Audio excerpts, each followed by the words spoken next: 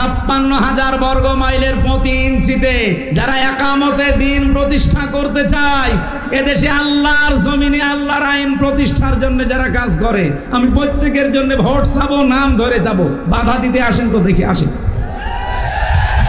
এটা আর আগস্টের 5 তারিখের আগে নেই যে মাইক কেড়ে নেবেন। এখন মাইক কেড়ে নিতে আসলে, বাধা দিতে আসলে আমারটা ছাতা পড়ে না, আমার সামনে শয়তান একটাও পড়ে না। আমার সামনে যদি সত্যিই কোনো জায়গায় পড়ে, আমি বলেছি জায়গায় মাটি দিয়ে দেব, বিসমিল্লাহি ওয়া আলা মিল্লাতি রাসূলিল্লাহ বাদ দিই। কারণ ও তো আল্লাহর নামে রাসূলুল্লাহ দলে তুলে দিলে হবে না, ও অন্য দলে দেওয়া লাগবে। কথা বলেন না কেন? আমার সামনে যেন এরকম শয়তান না পড়ে, পড়লে কিন্তু টাইট হয়ে যাবে। আমার কপালে যা আছে হবে, কারণ 3 বছর তো জীবন থেকে নষ্ট করেই দিয়েছে।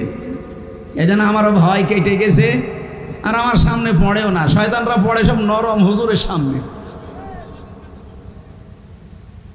জীবিত মানুষদের কোরআন শোনাতে কিয়ামতের আগে এই দেশে যেন আর কেউ ডিস্টার্ব করতে না পারে, কি সেই পরিবেশ তৈরি করা লাগবে না?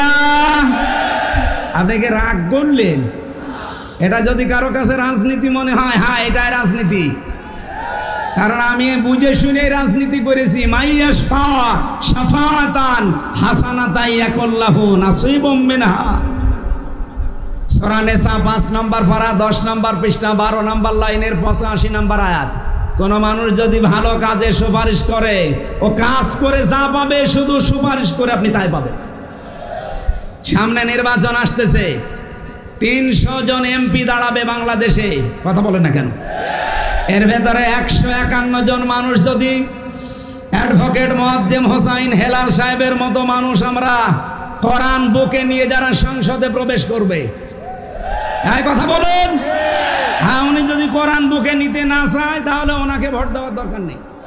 151 জন আমরা চাই এই কোরআন বুকে নিয়ে তারা সংসদে প্রবেশ করবে। সংসদের প্রথম অধিবেশনে তারা বলবে, মাননীয় স্পিকার, আমরা নামাজের বিল চাই।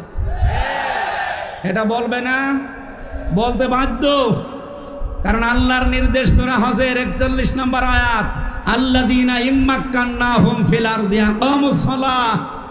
যাদেরকে আমি জমিনে শাসন ক্ষমতা দেব, ওরা যদি মুমিন হয়, ওরা প্রথম অধিবেশনে নামাজের বিল আনবে। আর আমরা জানি ওনারা এই বিল আনতে বাধ্য, এই প্রতিশ্রুতি দিয়েছে এই দেশের মানুষের কাছে। ওনারা যদি বলে যে হাত তোলেন, 151 জন যদি হাত তুলতে পারে, সঙ্গে সঙ্গে বিলটা কায়েম হয়ে যাবে। ওই দিন থেকে বাংলাদেশের 18 কোটি মানুষ নামাজ পড়তে বাধ্য।